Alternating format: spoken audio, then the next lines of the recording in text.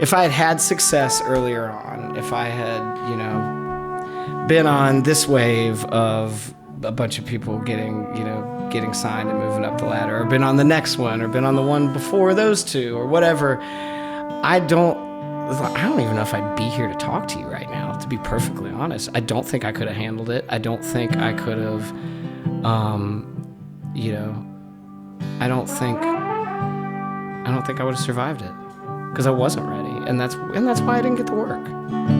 'Cause our dreams may come true. Let's take a chance on love that is new, one that won't leave us foolish and blue.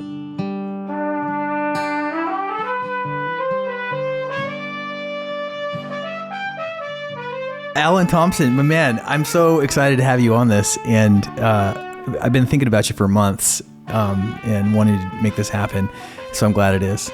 Oh man, thanks. And vice versa. I'm a big fan, and I've every time a new one comes out, I'm like, I've got to get on top of getting something to promote so that I can ask Korby if I can do this. Yeah. Well, here we are. Here it is happening. And let's see. By way of introduction, I would say, like, to me, there's not too many people in East Nashville that is more loved and kind of universally known and is widely regarded as, I read it in an interview, not a yes man, but like you have yes to spare. And you're a man of action. You make shit happen, whether it's with Lady Couch or the Last Waltz tribute that's coming right up, or probably will have just happened when this airs. Right. And I just thought, well, maybe we could talk a little bit. I mean, there's a lot of things I want to talk about, but maybe we could start with why East Nashville. You know, how did you get here, and why did you stay?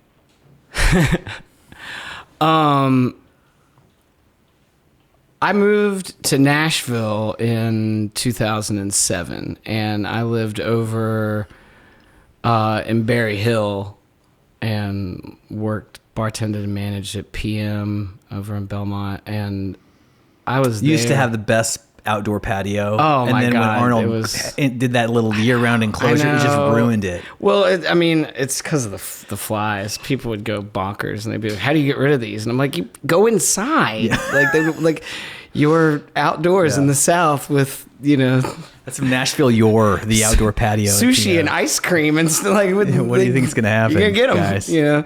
But so the first 3 years I was in town. I lived there with my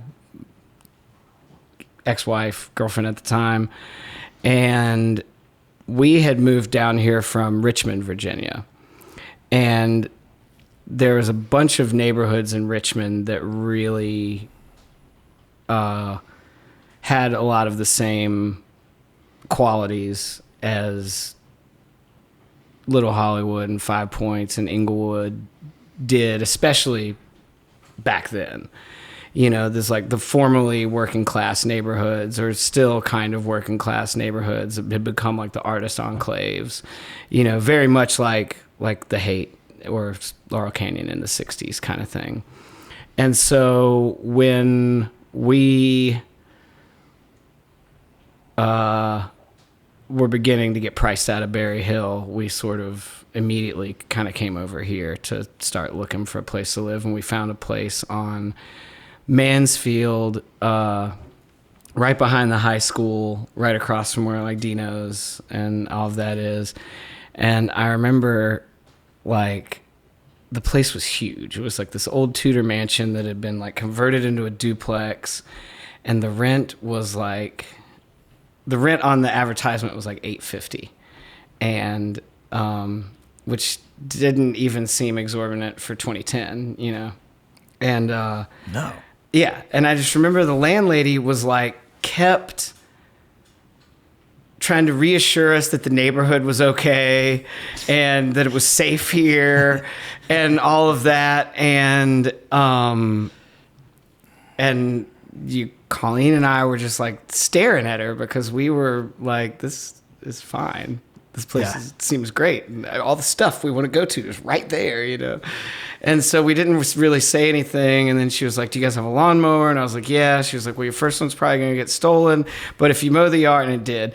But if you mow the yard, I'll knock another $100 off the monthly rent. And I'm like, so $700 a month for this giant house? Like, great, you know, I'm sold. And then when we split up, that's when like Terry Rickards and Alex Caress moved in, and then like Larry Yometz, and it just became sort of the 5 Points frat house there for a little while, and the rent never got raised until I moved out in like 2015. So did you move to Nashville like looking to do the proverbial music thing, or yeah, I did. I had been working on a project with a guy named Jimmy Knowles, who was in a band called Sea Level in the 70s. And Sea Level was kind of the first Allman Brothers Band side project offshoot. It was Chuck Leavell, hence the name Sea Level, and J-Mo and Lamar Williams and Jimmy. And it was, you know, around the time of like all the jazz fusion stuff and, you know, Weather Report and all that was happening. And so it was definitely more focused on like the soul and funk and those sort of big band influence instrumentals that Dickie and Chuck were so amazing at writing. And so Jimmy and my ex-wife's father were like best buds and grew up together in DC and went to high school together and all that. And he had Parkinson's, and they would have these benefits for him at 3rd and Lindsley, and like everybody would, you know, come and participate. You know, Gary Nicholson and Guthrie Trapp and Pat Bergeson and Dave Pomeroy and like all of that sort of that crew of you know, 90s country, southern rock, and session dudes, you know, who are, you know, if you ever were at the tap room back during that time in the early 2010s, you'd go see them play and just be like, man, I gotta practice. I love that Guthrie Trapp trio. Oh yeah, that Guthrie and Pomeroy and Pat Bergeson, the Treberga Palm, like going to watch that was just like, oh my God, you know, mind blowing. But anyway, Jimmy, we came down for one of those benefits, and Jimmy and I like really hit it off, and I came back through, and this is like, I guess, summer of 2005 to go to Bonnaroo. And on the way back from Bonnaroo, we stopped at Jimmy's house in Antioch and like did a bunch of demos. And then I started coming down here throughout most of 2006 to work on this record with Jimmy. And he like got all of his buddies to be on it. I mean, I got to do a duet with Bonnie Bramlett, and Jack Pearson's all over it, and you know, and Dave Pomeroy basically produced it. And there's just like all of these guys that like I didn't even know it at the time, but whose music had like their playing and their, you know, and the records they played on and all that had influenced me and touched me so much. And that was kind of my first foray into just being down here at all. And then, you know, after the sessions, Jimmy's Parkinson's started to get a lot worse, and it became real apparent that the mixing and the post-production process was probably not gonna shake down on a tight timeline unless I was down here to help. And so, you know, my girlfriend at the time and I decided we were gonna come down here probably, you know, for a few months for the summer in 2007 and get that done and see how we liked it, and then, you know, probably go back to Richmond after that. And then, you know, 18 years later, here I am. Yeah. I mean, I also am like, well, what took you so long? You were young and free, and Richmond's not too far away, and you had something going on in Nashville too. So that's like a pretty good reason to come. Yeah, it was. You were how it old? wasn't hard to convince me. I was 22 24 when I started coming down, Yeah. 25, 26 when I moved here. Perfect. Yeah, perfect age to be here. So, at what point? Let me see if I can articulate this. I don't know if I can very well. I think that a lot of people move here with stars in their eyes or some version of that, and whether or not they know how to make that happen, they hang on, and then maybe they sort of trickle off one side or another. God forbid some go into real estate, or maybe some go into management, or what I mean. Did you have an experience where you were like, did you think you were going to, be I mean, you are an artist, but like whatever the version of signed touring guy to, being a person in a community. I don't know if I'm not putting this very well. I mean, I think I kind of know what you're saying. I'm describing maybe my own experience in a certain way. I'm like, I'm a guy that lives in East Nashville. I'm part of this community. I have, my creative things that I'm doing all the time. And I like that evolved and that developed kind of as I lived here and was like finding my way. And so I guess that's my, how did you find yourself to be where you're at in kind of this unusual position in East Nash, where you're sort of like one of the ringleaders of sorts, like a community ringleader. That's how I see you. Fair assessment? I mean, I don't know if I would whenever people say that, it makes me feel real good. It's really flattering, but I don't, it's hard for me to kind of take a step back from the reality of like the things I haven't made work, the things that I, neglected until I was, in my 40s, that, like all of that stuff. It's like when people say that, I'm like, yeah, but I don't think I've done anything yet. You know what I mean? But I know that's, not entirely true, but I don't know. So I didn't come here with an expectation of like, oh, this record, I'm going to do this record and it's going to do it for me. And and all of that. When you're that age, you're lucky enough to be like, who cares? Yeah. I'm just going to do this and we'll see what happens and where it goes. I do think that I came down here, especially given somebody that was like, given that I was working with somebody that was like kind of a pioneer of the jam band world, but not the same as the actual Almonds or whatever, that I kind of figured I would be doing what I'm actually doing now. But which is making psychedelic Southern rock and performing it and adding to that tradition, but when I got here in 2007, that wasn't an acceptable thing to do here. Yeah. There was not the glut of Grateful Dead cover bands. There was not the Moon Taxi hadn't taken off yet. They were still living in that house on 12 South, like all together, and they were just starting to be a thing. But even them, that stage in the game, if there was a band doing anything resembling that, they were a frat band. Yeah. There was not like your option of having a real career by all Nashville standards, like didn't really exist. Like the Billy Strings thing he was still in elementary school at that point. All of that, Marcus King was still in elementary school.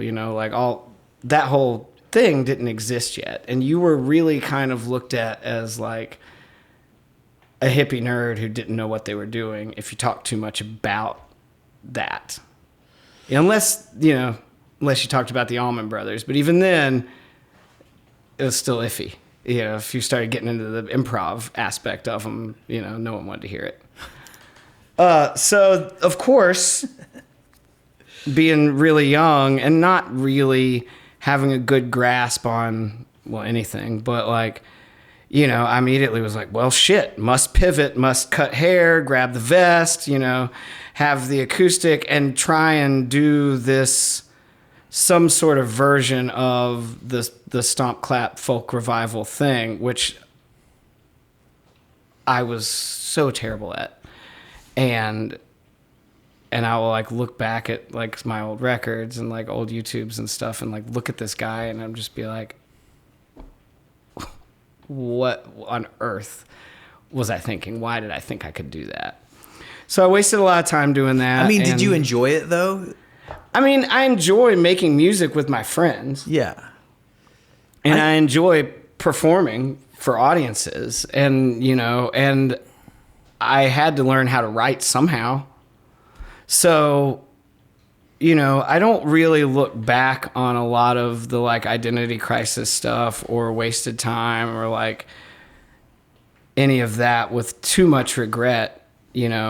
I'm still fairly young and now the city and the industry and all that stuff has come around to what I do, thanks to, Gilliam Welch and Dave Rawlings, and thanks to Billy Strings, and thanks to Marcus King. But before that, thanks to Chris Robinson Brotherhood, and to, Todd Snider and the Hardworking Americans, and, those two bands specifically, because it's like, you can be a new jam band that's also like literate and adding to the folk canon, and you don't have to break out the EDM tools and the computers if you don't want to. You can just like still do it with instruments and solid writing and so like now once it became acceptable to do what I've always wanted to do since I was a little kid, I did it, and and ever since then it's worked out pretty good. Yeah, I mean, I think that a lot of times people who find their way, really early on, it's a blessing and a curse. The blessing side of it's like maybe it accelerates your visibility or your financial solvency or whatever that thing is that we think that we want. But I think the challenge then is that you all of a sudden there's expectations around you. There's a team. There's a fan base that wants to hear what that made them like you in the first place. And with all of that becomes there's some fetters, on your ability to grow or mature. It's like it's a little harder. You kind of got to buck against things. I've watched this happen with people who tried to do different things and were like, nope, I guess I'll just be this thing that you know me to be. No, I have too, and I think we're all guilty of it when we, one of our favorite artists makes a shift that we weren't expecting them to make, and and there's that tinge of like, I don't know how I feel about this, and that kind of stuff. Like it's like that, the Bob Dylan line, like when you got nothing to lose. So it's like, I'm honestly really grateful that like, I didn't have my shit together and that I was able to kind of skin my knees without it upsetting anything in the scheme of things. But like, there's no, there weren't any fans to turn their back on me. So, like they're like, I didn't disappoint anyone, or I didn't, there's a great deal of creative freedom in toiling in obscurity. Yeah. 100%. Like, because then at that point, like, your triumphs are, a lot better celebrated, and, your tragedies, like, nobody noticed. So who cares? Yeah. I mean, I feel like these days in my lulls and slumps and woebegone moments, I take heart in my conviction that really nobody cares. Nobody's paying attention to me. And if they are, it's in a fleeting way. It's a swipe. It's a scroll. Right. That is not a sad feeling. That is like a reassuring feeling for me. I'm like, oh yeah, nobody fucking cares. I just try it. If it doesn't work, and like I do shit all the time that doesn't work, or only sort of works. I do a lot of things that like sort of work. One thing in 50 is like, oh, okay, that maybe kind of worked a little bit better. Right. But it's just like really nice to know that in a way that I think that's one of the things that like kids have a hard time getting over at the beginning, because your classmates, or you're surrounded by them, maybe you grew up with them. They're just like, oh my God, what's everybody going to think? And when you're young or in a small town and you have like a small social group, that is a pretty powerful influence. But to me, one of the best things about moving to Nashville, which I did when I was 30 and was almost 20 years ago, was the anonymity of it and the competitiveness of it, where everybody moved here to be successful and be, visible, right, and accelerate their career. And it was kind of like anything goes in a way. If you can just get attention, then yay, that's a win of sorts. Mm-hmm. And so that was really nice. I felt like before I moved here, I was always kind of like apologizing for my ambition. Because you know what I mean? Like, who the fuck do you think you are, Lenker? And totally. I was an idiot, granted, but moving here. Totally. And I would even say that a lot of that first 3 years, that period before I moved here to this part of town, a lot of that like sort of identity crisis and stuff that I was kind of talking about was an extension of that, like of that sort of outlook on things that I had since I was in my teens and since I was just starting to figure out how to do this and decide if I wanted to. Let me ask you this, like, why did you want to do this in the first place? Before Nashville, before anything happened, like, what was it that made you want to get up in front of people and share music that you made up? 100% to heal. For the same reasons that like Marvin Gaye got into it, for the same reasons that, Jerry Garcia got into it, for like to heal. I read somewhere that you kind of had rough, like, coming up. Yeah. There's my mom's side of the family, especially, like, there's a long history of mental illness. I lost her to mental illness in 2007, about a month before I moved here.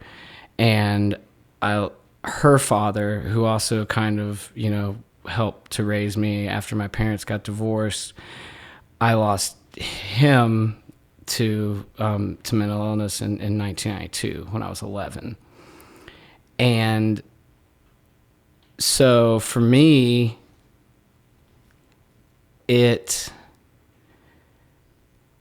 I was young, like probably like 5, 6, like when my parents were going through the divorce. And I would say the first like thing that let me see that that's what this does, and that's how you can do, like how you can help people to not feel alone, and to understand that we're all in this together, and that everything must pass and all of that. Like the first realization I had of that, I was probably like 6, and I'll never forget it. My father had come to pick me up for a like every other weekend visitation, however they had set it, the courts had set it up. And he had just come back from Richmond the weekend before, where he had seen Steve Earle on the Guitar Town tour. And he was just like, could not stop talking about this show. And he was just like on and on and on and on and on. He had the tape. He had Guitar Town, and he put it in, and it was the most beautiful sound I'd ever heard.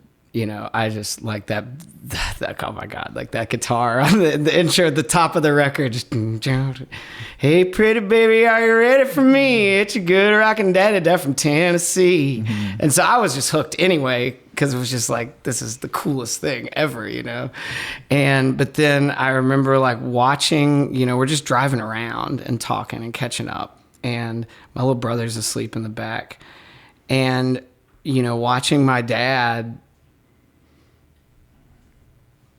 react to this music. And then it gets towards the end of the record, and Little Rock and Roller comes on, and it's like the song that Steve wrote for Justin when Justin and I are about 6 months apart. And so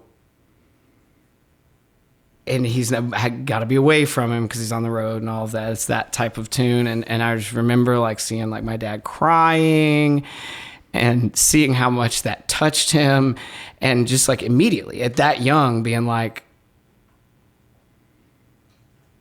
there's probably nothing else in the world that I could do to be able to do this for other people besides this job.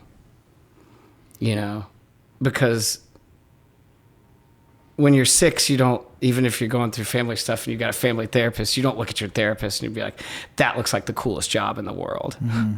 Yeah. You know, you don't look at, you know, unless you're like in a police officer family or a teacher family, you don't look at those kind of and be like, that looks so rad. You know, in that day and time, and then, you know, the TNN and MTV heyday when you could see the video, and like Steve Earle looked like the coolest man in the universe, but he also just like a regular old dude. Mm-hmm. And I was like, I can 100% do this job. Mm-hmm. And so I just it always sat in the back of my mind as like, that's what music is for. And if I ever get the chance or get good enough to be able to make it, that's the kind of music I want to make, is music that, you know, helps people. Were they musical at all? Your family, your dad? My mom's youngest sister, went to music school, is a music therapist, lived in Nashville for a bunch of years. And she was kind of like my first guitar teacher, my first vocal teacher, and all of that. My little brother, who does commercial real estate, is a killer bass player. But he probably hasn't performed since we were in high school, you know. And that's it. It's just so it wasn't like it's just the three of us. Guitars hanging on the wall growing up or anything. No, like no. It was just the three of us. Like I think, my dad's dad, my grandfather on my dad's side, bought me my first like real playable guitar, and there was, you know, a guy up the street that taught lessons. But this would have been like, you know, 91, 92, 93. So it was, you know, I want to learn how to do like what Kurt Cobain does and what Steve Earle does and you know, heroin. No, I wanted to learn how to like make that kind of art. And this guy's got the Floyd Rose Kramer with, you know, like the George Lynch model and doing the 2-hand tapping. And he's like really bummed that all I want is my 3-bar chords and to get out. Aim higher, son. You know, and, but now, like looking back, especially that I'm playing more improvisational music, I'm like, I really wish I'd have fucking paid attention to that guy. I wonder if we could talk about Todd for a second. Yeah. You hung out with him a lot, and I love that connection to the Purple Building and how you ended up getting to make the Lady Couch record there. And I have a huge connection to that building too. This is like 08, 9, 10. Oh, when it was still the co-op. The co-op, the community co-op. Mm-hmm. Yeah, Mo's son, a guy named Mo's son. Another East Nashville fixture. I always called it the Mo's Son Palace because it just felt like his domain. And he always tried to tell people he owned it, and he never did. He kind of just rented it from somebody. It was never clear what was going on there, which is perfect. But yeah, man, I met the guy. This piano in this room right here is. Is that one of the uprights from there? No, but the guy that gave it to me is a savant from Mississippi named Lucas Lee, and he lived here for a long time in town. I met him at the Purple Building just in a spontaneous jam one night, and we ended up being like best friends. He was in my band forever. I was there when his first kid was born, and on and on. But that was like that night started at that Purple Building.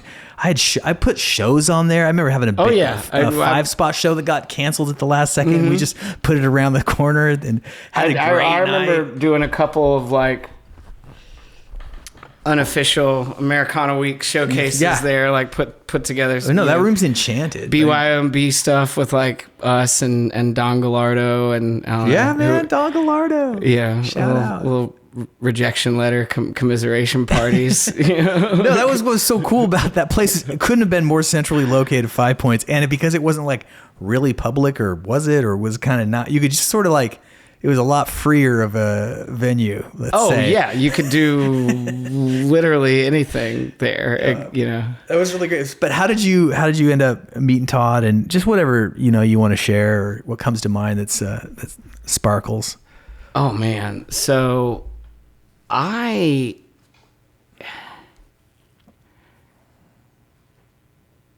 was doing my best friend, Lauren Spratlin, Larry, was working for Elizabeth Cook in like starting around 2014 or so. She was tour managing for her and doing a lot of work with her. And you know, Elizabeth and Todd were really, really close.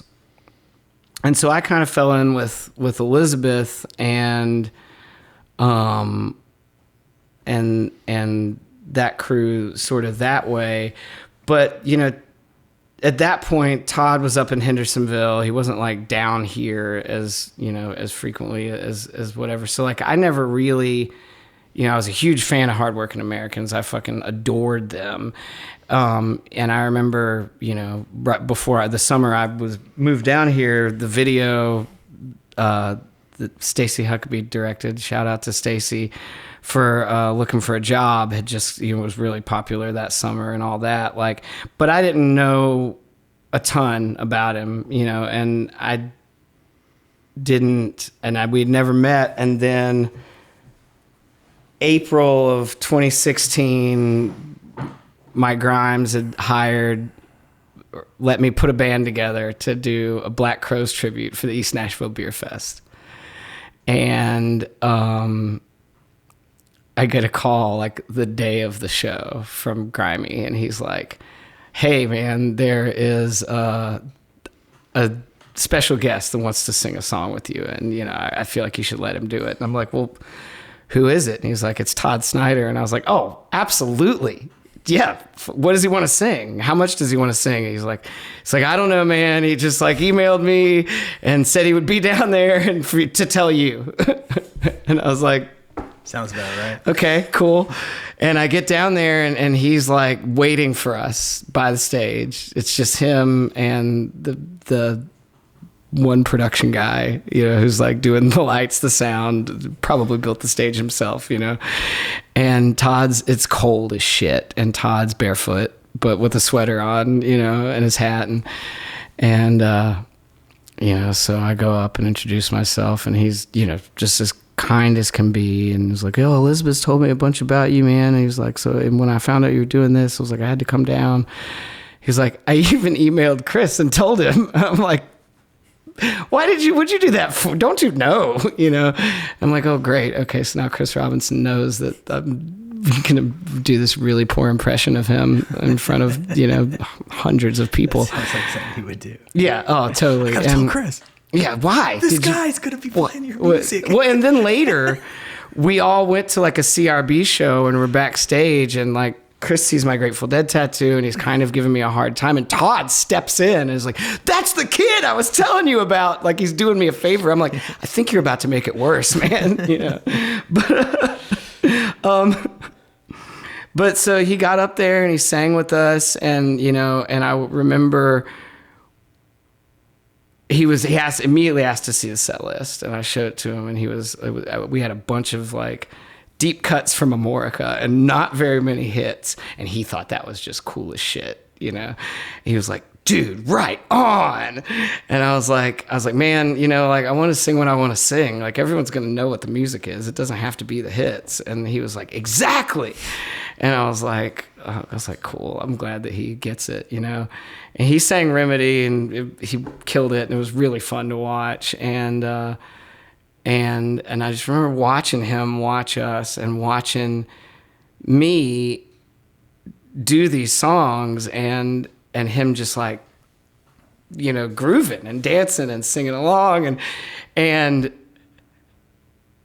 it meant the absolute world to me. And if our relationship had ended right there that day, like, I would, you know, still tell this story with as much joy and as much pride and everything as I'm doing right now. But it didn't, you know, it didn't at all. And he just kind of kept reaching out either on his own or through Liz.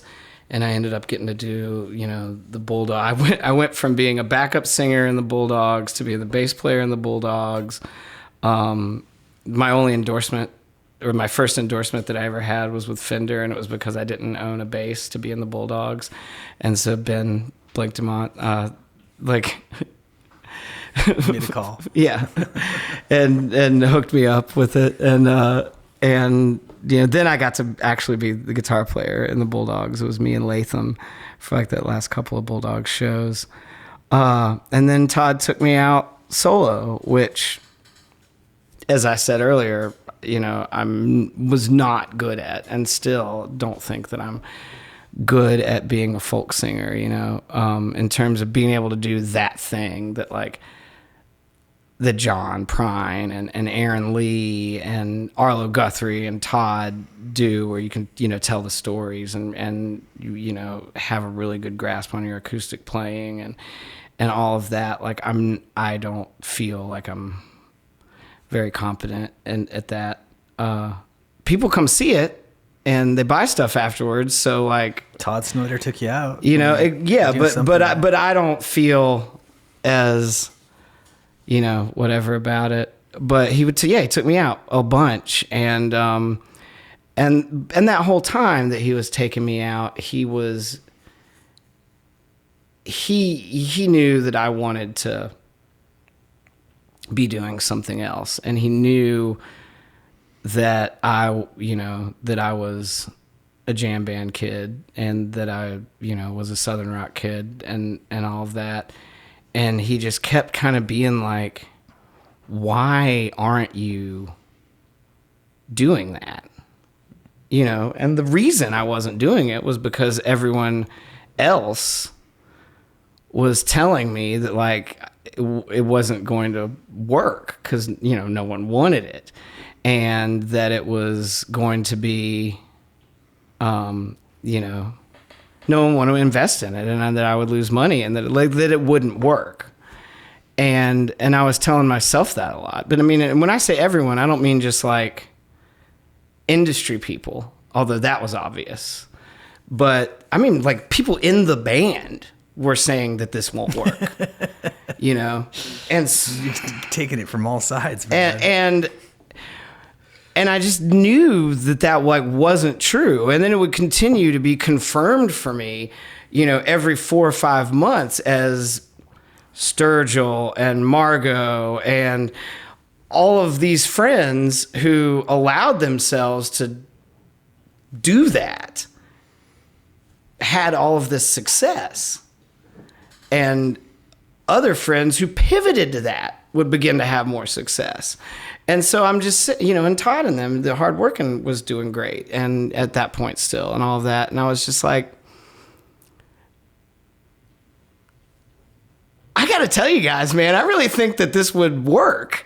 Like if we're doing something that showcases us, all of us, in our best light, and, creates this big, beautiful sense of community and all of that, like, I think it would work. And Todd was like, you have to start doing this. And, he would show me all sorts of albums, and, we'd look at live stuff on YouTube from like different bands and everything. And he would be like, this, you can do this, you can do that. I'd come off stage after like trying so hard to do my best, like keep up with like Todd and Aaron Lee and Darren and stuff, and just failing fucking miserably, and he would be so sweet. He'd be like, Allen, when you walk on there with the guitar, like it's like Garcia or like Trey Anastasio. Like, all you got to do is just walk up there with your guitar, and people want to know what you're about to do. You don't have to tell stories. You don't have to tell jokes. You don't have to do this. And like, now looking back, that was his very kind way of being like, dude, shut the fuck up. You don't know what you're doing. But he managed to do it in a way that could pivot me to what I did know how to do. And it worked. And it gave me the confidence and the encouragement that I needed to like really, make the plans and see it through and write for it and figure out how to promote it and figure out how to do it. Was there a moment that kind of affirmed that, where you'd like felt like the world was finally meeting you where you were at? Oh yeah. Or describe that to me. 100%. So we had done like a Music City Roots, and we had done a couple other things, but Lady Couch hadn't played very much. But the whole time I knew, like as soon as Keisha and I started telling people that we were starting a band together, and as soon as I started telling certain people that like, I'd been talking to Snider and I'd come up with this idea for this big sort of, hippie orchestra, Mad Dogs and Englishmen, Little Feat type thing, the reactions just from that were far different than when it was like, oh, I've got a new Allen Thompson record coming out, and it'd be like, great, 2 IPAs, please. Yeah. Like people's eyes would just get wider, and they would be, their whole demeanor would change as I would, be telling them about this thing. So that was really a good indicator that it was like, okay, I'm on to something here. And then I booked an after party at Acme. It was after like it was like Labor Day weekend, on the Sunday. It was at the end of the run, or maybe it was on the Monday on Labor Day. Anyway, it was at the end of that run, and we were the after party at Acme. And I went over to the show after, dropping all my stuff off, and went to go for first set, and strangers were like stopping me all throughout the lawn at Ascend and be like, we're coming across the street. We're coming across the street. And, and I was like, oh, cool, great. What the fuck is going on? And, and we got there, and it was just like, as soon as from the second we walked on stage, like the place was completely packed. Todd had come, and he brought like Steve Poltz and all of these other people. All these Todd fans were there. All these Widespread fans were there. And, it was just full. It was full from the beginning, and everyone was singing along, even to these like brand new originals that hadn't even been recorded yet. And I remember the exact moment that I knew it would work, because we did that first 3 songs on that Robert Palmer record, Sneakin' Sally, so it's just like Sailing Shoes, straight into Hey Julia, straight into Sneakin' Sally Through the Alley. And I remember going into Sailing Shoes, and the band, we did a great job, and everybody's like, yeah.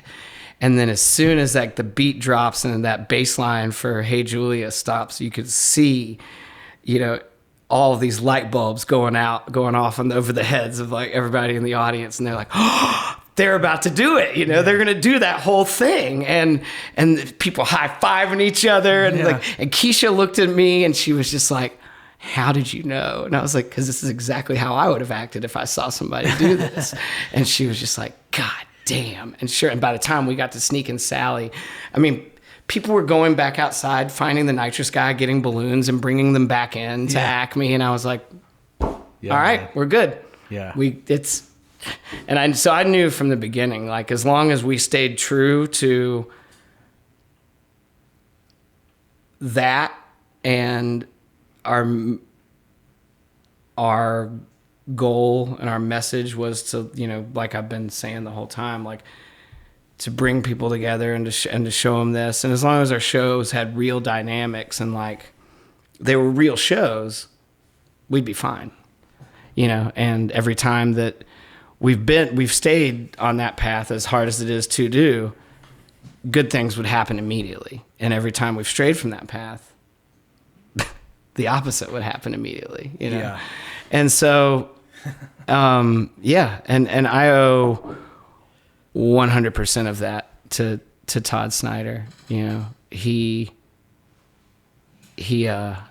really, you know, him being in a jam band at that same time, and all of that, like, and him kind of really just learning how to do it, aside from having been a fan for forever, at the same time, was invaluable to me, because he would immediately teach me everything that he had been learning over the course of that last 4 years, you know, and all the stuff he'd been observing in the 20-some prior to that.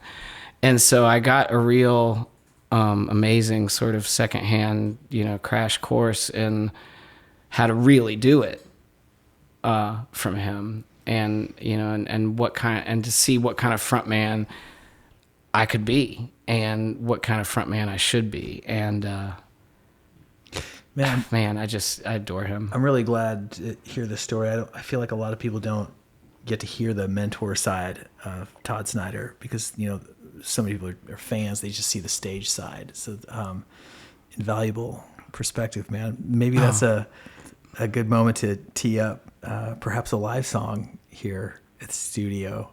Oh, dude, 100%. I would love that. And do you want to set it up, the song? And yeah, so this is a song called "Foolish and Blue." It's the first single that Lady Couch released with Café Rooster Records, and yeah, it's traditionally a duet with me and Keisha, but I thought it would be really fun for this environment to do it kind of like that, like Jimmy Rogers and Louis Armstrong style. So it's going to be Ben Klassen on trumpet and me on guitar. Let it rip. One more night in this room all alone, I'm writing a novel to you on my phone. Fiction feels better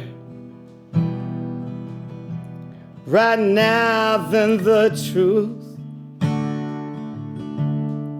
It keeps me from feeling foolish and blue. And we haven't known each other too long. How can you be certain what we're doing is wrong? When I said I loved you, I believed it was true. So why am I feeling foolish and blue? Foolish and blue. Foolish and blue. Afraid to sleep, 'cause our dreams may come true. Let's take a chance on love that is new, one that won't leave us foolish and blue.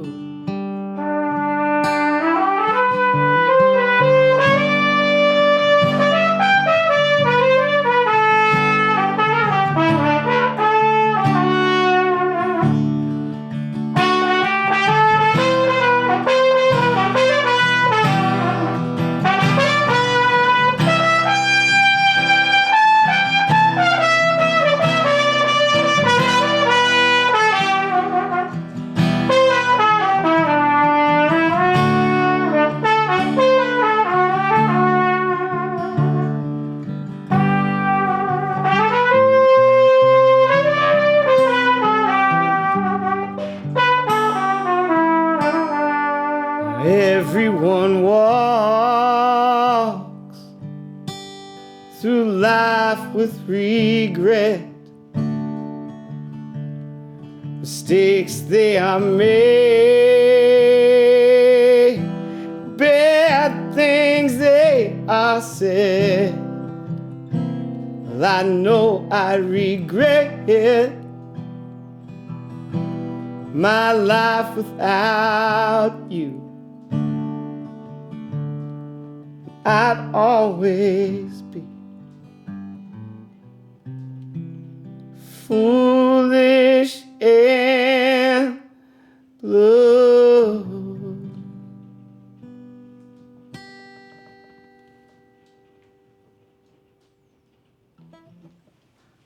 That was fantastic, and I would not have called the horn, but I think that's a first here for the studio. And man, thank you for sharing. Oh man, it was fun. It looks like you have a notebook there. I feel like maybe there's something that is in it that needs to be said. Oh, well, when I knew I was coming in, I made sure to take notes, just because I knew there was going to be things that I didn't want to not say, but I would definitely forget if I hadn't written them down. I feel like we talked about a lot of it, but one of the things that, like Snider really showed me and showed everybody, I think, that he came into contact with, was that you don't have to, if you're worried about playing the game, and if you're worried about figuring out how to take this intangible thing and turn it into a tangible commodity, like, you're never going to be happy, and you're never going to be able to resonate. I can only do that if I'm being 100% true to myself, and I'm creating art that creates joy inside of me, and I'm creating art that allows me to have the catharsis of,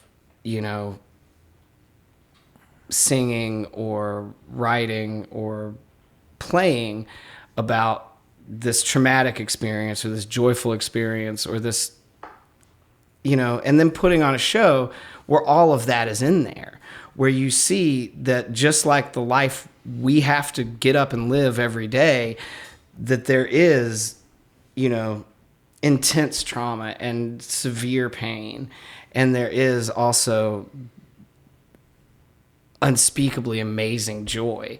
And they're in the smallest things that happen to us and that we see every day, and in the largest things that happen to us and that we see every day. And it's like, Todd really confirmed for me that sort of the only way to do that, or to have, forever fans, and to be able to sustain yourself emotionally and financially, like, throughout your career, is to ignore, or sometimes bitterly refuse to listen to, anyone that tells you that doing this way is not going to get you where you need to go. And, and playing the game and doing the press and doing the whatever, that's one thing. Like, you obviously want people to know what you're doing, but that's the point. I want them to know what I'm doing.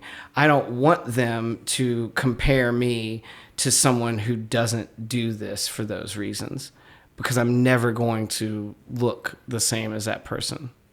And I'm never going to, and ultimately I don't want that person's fans at my shows. Like, I want people that are there to be a part of this with me, not people that are there for me to lie to them about whatever. Like, there's plenty of that all over your phone and all over your television and all over every building you walk into to do business every day of your life. I'm here to take you away from that and remind you that there are other ways for you to live your life. Yeah. I mean, I think that if there's a through line for the most of the artists that or have been on this podcast, it's some spirit of the thing that you're describing, which is a person kind of honoring a calling inside themselves, sort of against their own better judgment or with the wise counsel of their parents or the industry's dictates, and instead like listening to this still small, sometimes insane voice and honoring it, putting it first and accepting the consequences. And I feel like, I mean, Todd Snider is emblematic of that. Yeah. I mean, he is a one of one for that reason. 100%. No one was more himself than that man. You know, without question. And so that makes a lot of sense that you're, you know, just everything you just said, and why you're here right now, and why even though I haven't seen you in a musical setting in probably 17 years, I'm going to say, because not since you might not even remember, but I can't remember if I put it on. Somebody put on some show at the upstairs theater at the Bongo. It was like you and me and like, was it Mike and Ben Ford? Maybe. I mean, I can't even remember anyone but you. Yeah, there. I know. I remember. But there was several people. It was like one after another. We did something. But anyway. Yeah, no, I know. I mean, I can see it clear as day. I think Larissa Maestro might have been on it as a solo, not with like one of her bands. Which would make perfect sense because she and I were working at PM next door to Bongo at that time. It was an era. But yeah. I mean, like my point is this: is that I've known of you. We've traveled in kind of parallel universes, but in the same way, I've been like in fervent pursuit of my own thing, like right. Despite, and never really figured out how to square it with the industry. And like at some point along the way, just was like, fuck it, I don't even know. But I've had a career doing it, and more importantly, I like woke up pretty much every day and had an opportunity, at least some opportunity, to express myself in sometimes bold, sometimes uncertain, sometimes terribly ineffective, creative way. Right. And I just like, and that's why I feel like I'm hearing an echo of that story in your own story. Well, no. And I mean, I would say from watching you over the course of this last, like 15 years too, it's like, because I'd always been a big fan of your music, and every time we'd run into each other, it's always really good conversations, but we didn't run in the same circles that often to where we would watch each other grow up on social media, but not necessarily together. Yeah.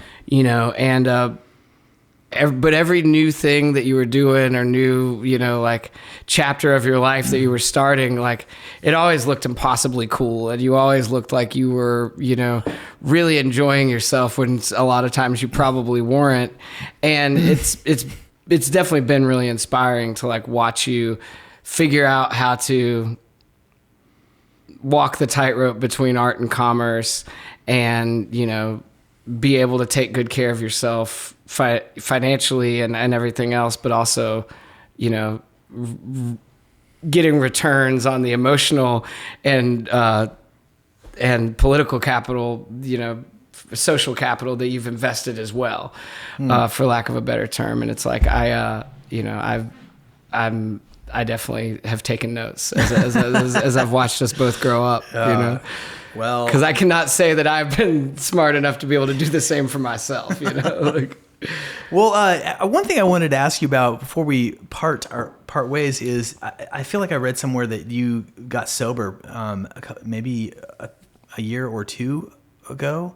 Is that fair to say? I quit drinking in October of 22, so I quit drinking 3 years ago. I mean, I just want to ask the obvious question, but I think it's an interesting one, nonetheless, because I will. This will be the first time I've said this, publicly, but I do want to like say that, like I do still use THC, and I don't think I'll probably ever quit psychedelics. Write that down. I'll update my file. But like, I just feel bad when, and it's like, especially like folks at the meetings I no longer attended or whatever. Like, the last thing I want to do is be on a platform telling people that I am 100% sober and, you know, X, Y, and Z, when that's not exactly the case. You know, I will also add the caveat that I did spend a lot of time in the rooms, and that I spent a lot of time doing trauma therapy, and, you know, still go to my therapist every 2 weeks. And I would not have been able to do any of that work if I had continued to drink and use drugs and have the relationship with all of the substances the way I did. And I'm, you know, 100% grateful for all that. But I do feel like it's my responsibility to be like, hey, look, I'm, you know. Yeah. I think that's an honorable thing to express. And with regards to the drinking, is it hard to be at a show like this weekend or last weekend, depending on when this airs, where everyone's partying? And is there still some small thing, or is it kind of behind you now, or you put it away, or you just blow a J and it's cool? I mean, well, that's kind of the thing with, you know, with pot and other psychedelics. Like, you know that there's only a certain amount you can do if you have to work before the point of diminishing returns comes hard. You know, and then it's a real drag to be up there and be frightened and not want to do what you know you're supposed to do. Which is obviously very different than like cocaine and alcohol, where you're like, you can do way more than any human should and think you are about to deliver the best performance of everyone's lifetime. And, you know, you see that happen pretty quite a bit. And so, like, for me, it's like, I remember all of the last waltzes, all of the nights at the 5 Spot, all of the times that I've been on stage when I shouldn't have. And so it's really easy for me to not really worry about what I'm doing backstage. Yeah. Because I know I'm about to deliver a performance that's better than any of those, you know. And I think I was lucky too. Like, I did an outpatient situation when I quit drinking, and Lady Couch was like just starting to get fairly busy. And it was before we had an agent. So I was also doing all of that. So like, I wasn't afforded the luxury of having, like, you know, 2-3 months where I was away from the community at large. And then I came back, you know, I was having to book shows. I was having to do shows. I mean, I was like third weekend still going to the outpatient center, and had a show at D's, you know, and then had a show at Brooklyn Bowl. Like, I'm curious about and then had a weekend run, you know, like, yeah. What about that? Like, the show at D's would be a perfect example of just like, fuck, man, this is like all of the environment is there. So the lead up to the performance sucked, and I was scared and angry, kind of not nervous. looking forward to it in a and fucked then up way. I opened my mouth to sing the first song, and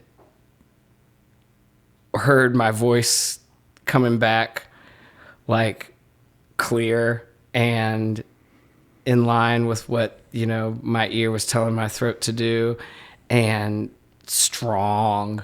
So, and in a way that I always knew that I could sing, but, you know, would spend a lot of time blaming FOHs and monitor guys and band members and, you know, anyone but myself for me not being able to. And then all of a sudden I was doing it effortlessly because I was too scared to prepare. And then that was kind of, you know, like I was saying before, like at that point, I don't give a shit what I'm doing with my hands before the gig. I don't, you know, if I don't want to talk to anybody, I can walk away. But like, I'm not going to lose that, my ability to do that. You know,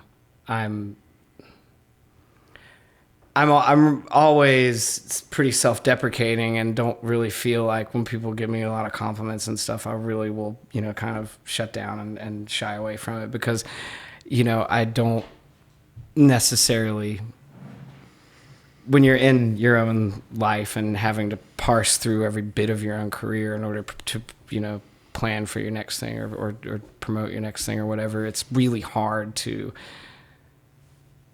see that and take other people saying it as true. But that was a moment where I was like, holy shit, if I can sing that well just because I stopped doing this, then I'll never go back. That's a bargain I can make. Ever. And if you'd have told me how good I would sound just by doing that, I would have, done it years prior. But I mean, that's what's so great about growing is that it's never too late. Yeah. You can always be like, no, I wish it had happened 10 years ago, but it didn't. Who cares? But honestly, like,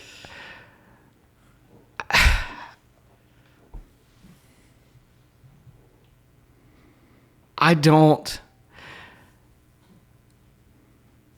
I feel really, really great about where I'm at. I feel really great about where I'm at as a person and, as a partner to my girlfriend and as a friend and as an artist, as a writer, as a guitar player, as a singer, like, and I honestly don't think that I would have gotten to a place where I was where I'm at. And, in terms of how I view myself, my self-esteem, and the job I do. Like, I don't think that if I had had success earlier on, if I had, been on this wave of a bunch of people getting signed and moving up the ladder, or been on the next one, or been on the one before those two, or whatever, I don't even know if I'd be here to talk to you right now, to be perfectly honest. I don't think I could have handled it. I don't think I could have, I don't think I would have survived it because I wasn't ready. And that's why I didn't get the work. It's like I can have the chip on my shoulder and let it get bigger and bigger as much as I want. But at the end of the day, like, I wasn't ready. My work, my personality, my attitude, my abilities, like none of it was up to a level that should have allowed me to get there. And I couldn't have gotten to a place where now I do feel like I am deserving of the things that have come my way and that I'm planned for. But I couldn't have gotten to that place without having gone through all of that bullshit that got me here. I see before me a man in full. Man, it's just great to sit across the table and hear somebody describe their own present and current piece. And I'm just really grateful for you for spending the time to talk with me a little bit. Oh man, I'm so grateful for you for having me. This has been. We could have gotten coffee, but we might as well just put some lights up and talk to microphones. No, that's awesome. I'm thank you so much for having me over. My dude, I can't wait to see you again.